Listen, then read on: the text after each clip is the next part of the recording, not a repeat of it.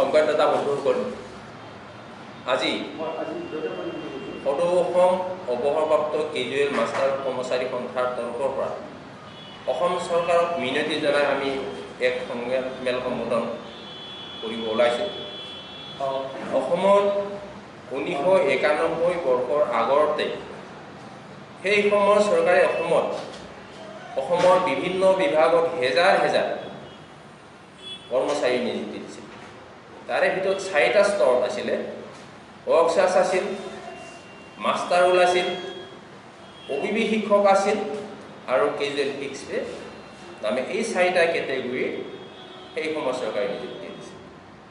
তাৰে ভিতৰত যোৱা 2005 বৰ্ষত বৰ্তমান দেশৰে সৰ্বশ্ৰেষ্ঠ মুখ্যমন্ত্ৰী হিমন্ত বিশ্ব শৰ্মা যেতিয়া বিত্তমন্ত্ৰী হৈ আছিল, তেতিয়া তেখেতৰ দিনত অসমত প্ৰত্যেকটো বিভাগত যিখিনি ৱৰ্কচাৰ্ছ আৰু এমআৰ আছিল 31,049জন কৰ্মচাৰী চাকৰি নিয়মীয়াকৰণ কৰিলে। অতি দুখৰ বিষয়, সেই সময়তে নিযুক্তিপ্ৰাপ্ত 52টা বিভাগত 12,000 কৰ্মচাৰী কেজুৱেল ফিক্সড সীমিত সংখ্যক মাষ্টাৰ আজিও চাকৰি নিয়মীয়াকৰণ নহয়। এতিয়া যিখিনি কৰ্মচাৰী চাকৰি নিয়মীয়াকৰণ হোৱাৰ আশাৰে অপেক্ষা কৰি আছিল, তাৰে মাজতে বহু কৰ্মচাৰী নিয়মীয়াকৰণ নোহোৱাকৈ অৱসৰ গ্ৰহণ কৰে। অৱসৰৰ সময়ত কিন্তু তেওঁলোকে এটকাও চৰকাৰৰ ফালৰ পৰা নাপালে। চকুলো টুকি টুকি অফিচৰ পৰা বিদায় লৈ আহি ঘৰত হতাশাত ভুগি আছে। আৰু যিবোৰ কৰ্মচাৰী কৰ্মৰত অৱস্থাত মৃত্যু হ'ল, সেইসকলৰ বিধৱা মহিলাসকলে এতিয়া আনৰ ঘৰে হোটেলেই হওক য'তেই নহওক হাজিৰা কৰি পৰিয়াল চলাই আছে। আমাৰ মাজত যিবোৰ কৰ্মচাৰী এতিয়া ৰিটায়াৰমেণ্টত আহিল, তাৰে অধিকাংশ হাজিৰা কাম কৰি আছে। গতিকে লাজৰ বিষয়, এজন ব্যক্তিয়ে সুদীৰ্ঘ 35-30 বছৰ চাকৰি কৰি অৱসৰ গ্ৰহণ কৰি মানুহৰ ঘৰত হাজিৰা কৰিবলগীয়াটো অতি লজ্জাজনক বিষয়। এই কথাটো আমি অসম চৰকাৰক বাৰ বাৰ অনুৰোধ জনাই আহিছোঁ। আজি পৰ্যন্ত অসম চৰকাৰে এই কৰ্মচাৰীসকলৰ ক্ষেত্ৰত কোনোদিনে সহায় দিয়া দেখা নাপায়। এই 12,000 কৰ্মচাৰী আমাক যিখিনি দৰমহা গভৰ্ণমেণ্টে দিব লাগে, তেওঁলোকে ইচ্ছাকৃতভাৱে আমাক দিয়া নাই। আমি মহামান্য আদালতৰ নিৰ্দেশ মতে যোৱা 2017 চনৰ 1 আগষ্টৰ পৰা 4ৰ্থ শ্ৰেণীৰ সমূহৰ দৰমহা পাবলৈ সক্ষম হয়। ইয়াৰ ন্যায় যুদ্ধৰ জৰিয়তে আমি পাইছিলোঁ, কিন্তু অসম চৰকাৰে আমাক দিয়া নাছিল। এতিয়া কথা হ'ল, এজন কৰ্মচাৰী ৰিটায়াৰমেণ্টৰ পিছত ৰেগুলাৰ কৰ্মচাৰীসকলে তেওঁলোকে কোনো সমস্যাৰ সন্মুখীন নহয়, কাৰণ তেওঁ দৰমহা টকাইতেৰে পেঞ্চনৰ টকাইতে সুন্দৰভাৱে পৰিয়ালটো চলাই যাই আছিল, কোনো সমস্যাৰ সন্মুখীন হোৱা নাই। আৰু যিবিলাক কৰ্মৰত অৱস্থাত মৃত্যু হ'ল, এজন চৰকাৰী কৰ্মচাৰী তেওঁলোকৰ পৰিয়ালে পেঞ্চন পাই আছে।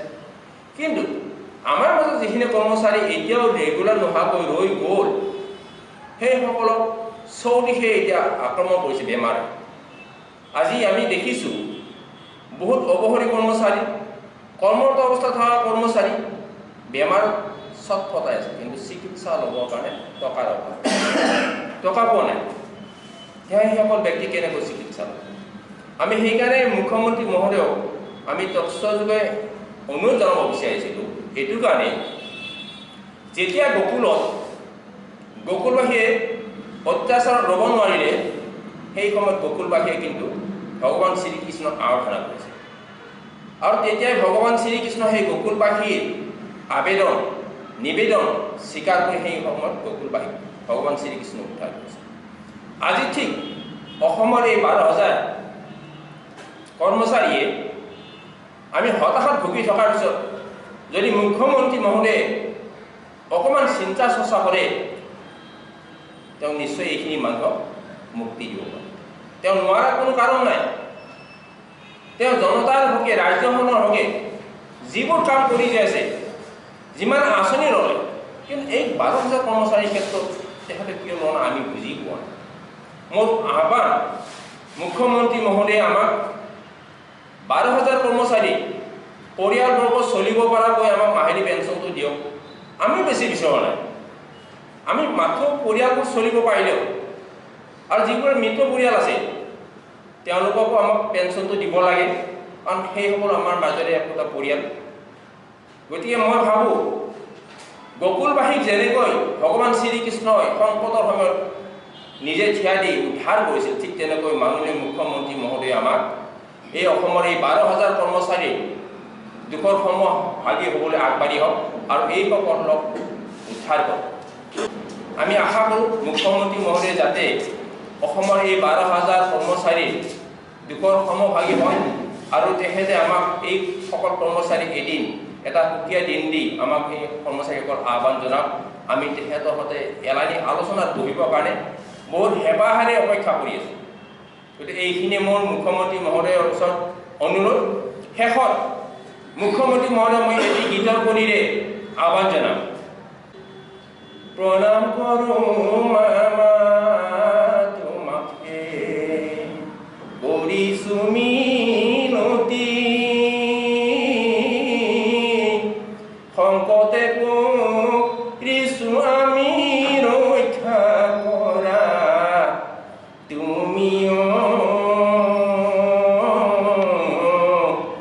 প্ৰণাম কৰোঁ মামা তোমাকে। দীৰ্ঘদিন ধৰি আমি কৰিলোঁ চাকৰি, যদি নেপাওঁ পেঞ্চন আমি চলিম কেনে, কৰিও বৃদ্ধকালে হৈব কি গতি, হতাশাত আছোঁ ভুগি দীৰ্ঘদিন ধৰি, যদি দিয়ে পেঞ্চন আমাক হবে পাইব মুক্তিও, বৃদ্ধকালে পাম শান্তিয়ে, বৃদ্ধকালে